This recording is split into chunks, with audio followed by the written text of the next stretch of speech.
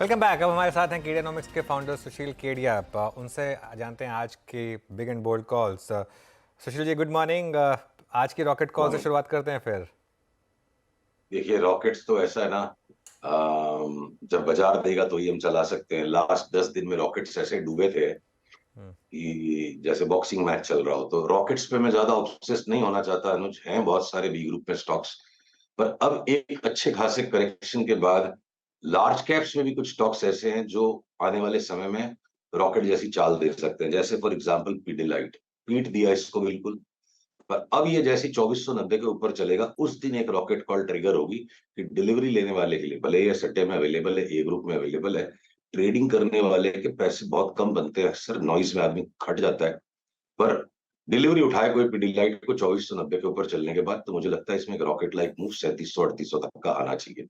दूसरा, आपका बंधन बैंक एक कॉन्ट्रेरियन कॉल हो सकता है। लग रहा है इसने भी एक बॉटम बनाया है। एक दो दिन इसको थोड़ा कॉशियसली इकट्ठा करना चाहिए, 5-6 रुपए की नीचे की डिप की जगह रखते हुए। और इसमें भी कोई ट्रेडिंग नहीं करे और पकड़ के चुपचाप बैठे, तो 6-8 महीने में इसको भी 350, 350, 360 तक जाने में वक्त नहीं लगेगा। तो ये लार्ज कैप लिक्विड नेम्स में भी ये 60-70-80% की मूव्स कोई रॉकेट से कम नहीं लगती है मुझे। ठीक है, तो ये हो गए इस समय दो तीन बड़े नाम।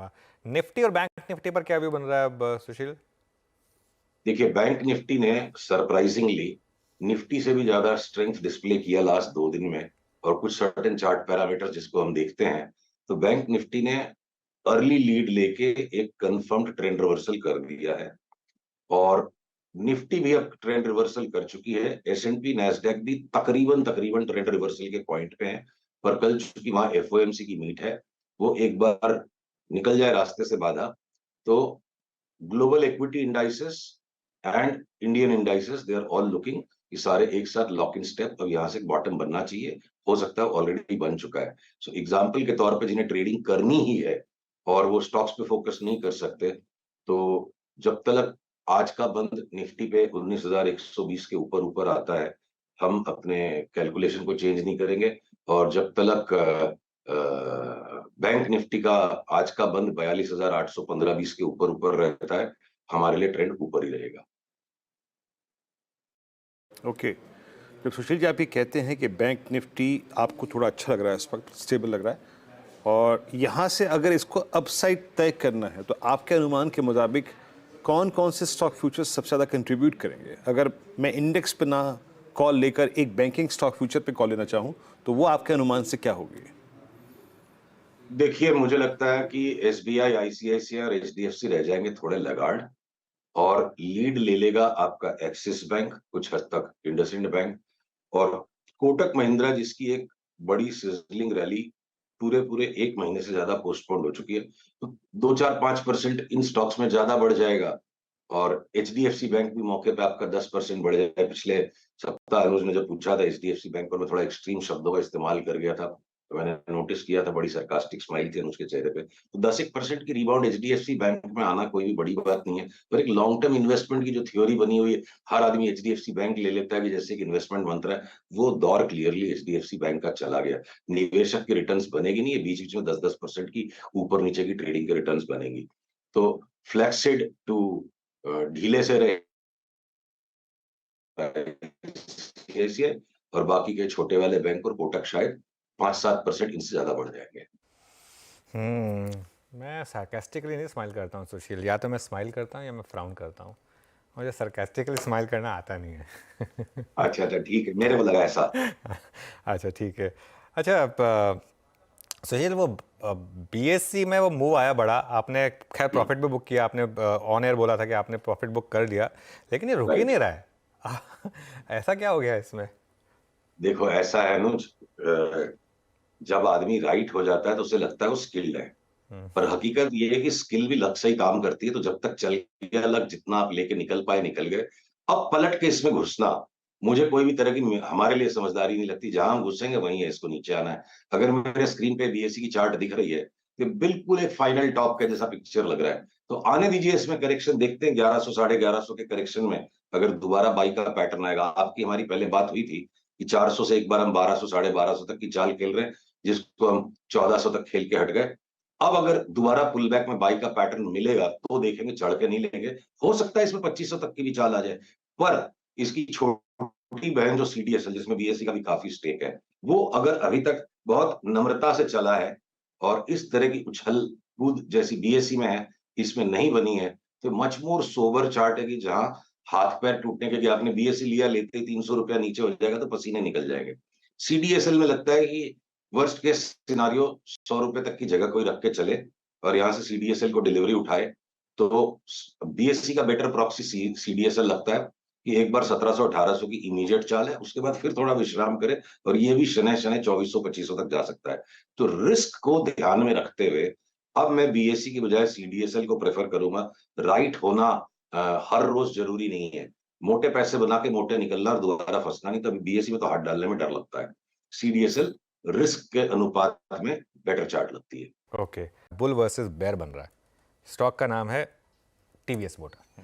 पहले तो टीवीएस मोटर के नंबर्स लेकर आइए, ठीक है ना। नंबर्स देख लेते हैं, उसके बाद मैं बताता हूँ क्यों मैं इसमें बुल वर्सेस बेयर आज प्ले कर रहा हूँ टीवीएस मोटर में। नंबर्स देखिए आप, टीवीएस मोटर के नंबर्स अच्छे हैं। 8147 करोड़ का आपका सेल था। पोल था आपका 8184 करोड़ का, ठीक है।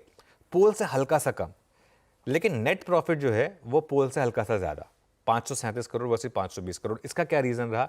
जो एबिडा है वो एबिडा स्लाइटली हायर है पोल से, और एबिडा मार्जिन जो है वो काफ़ी हाई है पोल से, 11.1% वर्सेस 10.2%। अब इसमें इशू क्या है? अब इसमें इशू ये, एक बार टीवीएस मोटर का स्टॉक दिखाइए मुझे ज़रा, और उसका 1 साल का चार्ट लेकर आइए।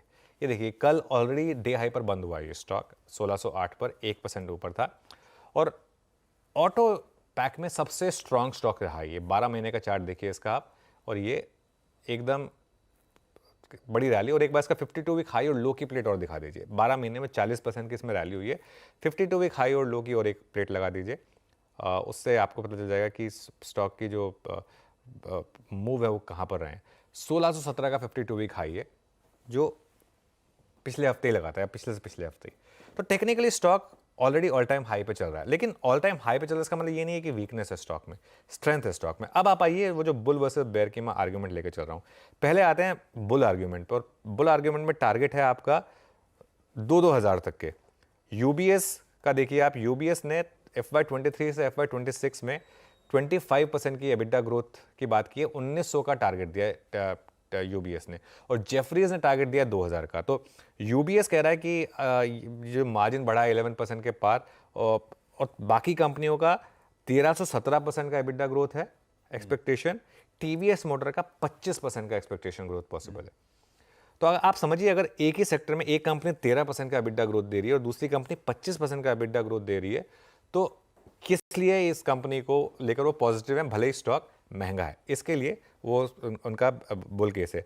और जेफरीज जो है, जेफरीज का भी देखिए, वो कह रहे हैं कि ईपीएस में 35% ग्रोथ पॉसिबल है। अगर ईपीएस में 35% ग्रोथ पॉसिबल है आशीष, और एबिटा में 25% ग्रोथ पॉसिबल है, तो कंपनी की अपने आप री रेटिंग होगी। और इसके लिए ये भी एक बुलिश है जेफरीज भी, यहाँ पर 2000 के टारगेट हैं। अच्छा, अब जो बेयर केस है ना, वो बेयर केस बहुत इंटरेस्टिंग है। 2 बेयर केसेस हैं। एक है सिटी, सिटी का टारगेट है 1050, और दूसरा है सीएलएसए। सीएलएसए का टारगेट है 1206, हम है 1600 पर। तो एक तरफ 1900 और 20000 के 2000 के टारगेट, और एक तरफ 1050 और 1206 के टारगेट। सिटी क्या कह रहा है? सिटी के मुताबिक जो स्टॉक है वो महंगा है। अल्टीमेटली जो इवन सिटी और सीएलएसए हैं, वो दोनों के दोनों ये उनकी कोई प्रॉब्लम नहीं है स्टॉक को लेकर या नंबर्स को लेकर, कोई प्रॉब्लम नहीं है। लेकिन दोनों ये कह रहे हैं कि अभी स्टॉक ऑलरेडी काफ़ी चल चुका है और काफ़ी महंगा है। इसके लिए एक बुल आर्ग्यूमेंट है और एक बेयर आर्ग्यूमेंट है। मैं कहाँ पे हूँगा? मेरा तो एक व्यू ये है, सिंपल व्यू है, एक बार जिनने कल पोजीशन बनाई है या 3-4 दिन में पोजीशन बनाई है ना, उनको निकल जाने दीजिए, ठीक है ना। हो सकता है आज स्टॉक एक बार के लिए आपको रेड भी दिखा दे, ये भी पॉसिबल है, क्योंकि प्री पोजीशनिंग है इसके लिए, ठीक है। जहां पे ये स्टॉक उसके बाद सेटल होगा, वहां से मुझे लग रहा है इसमें 20-25% की रैली आएगी। अब ऑब्वियसली आपने फाइनेंशियल एडवाइजर जरूर पूछेगा अगर आप फ्रेश बाय कर रहे हैं तो। मेरा मानना हमेशा ये होता है कि प्री पोजीशनिंग होने के बाद स्टॉक कुछ टाइम के लिए भले ही ना चले, लेकिन अगर नंबर्स अच्छे हैं और आउटलुक अच्छा है, और वो भी विजिबिलिटी के साथ है अगले 3-4 साल के लिए, तो स्टॉक और महंगा होता रहता है। फिर स्टॉक रुकता नहीं है सिर्फ वैल्यूएशन की वजह से। स्टॉक्स रुकते हैं वैल्यूएशन की वजह से, करेक्ट हो जाते हैं, लेकिन रैली नहीं रुकती है। रैली तब रुकती है जब स्टॉक का फंडामेंटल थीसिस खराब होता है। टीवीएस के केस में वो नहीं है, इसके लिए आज मैं थोड़ा सा टाइम ज़्यादा दिया इस पर, इसका जो बुल वर्सेस बेयर एनालिसिस करने के लिए। ओके, ये है टीवीएस मोटर्स पे डिटेल में चर्चा। इसके रिजल्ट्स पे भी आऊंगा, आगे बातचीत कर लेंगे। बता दें कि मनी कंट्रोल पर दिए गए विचार एक्सपर्ट्स के अपने निजी विचार होते हैं। वेबसाइट या मैनेजमेंट इसके लिए उत्तरदायी नहीं है। यूजर्स को मनी कंट्रोल की सलाह है कि कोई भी निवेश निर्णय लेने से पहले सर्टिफाइड एक्सपर्ट की सलाह लें।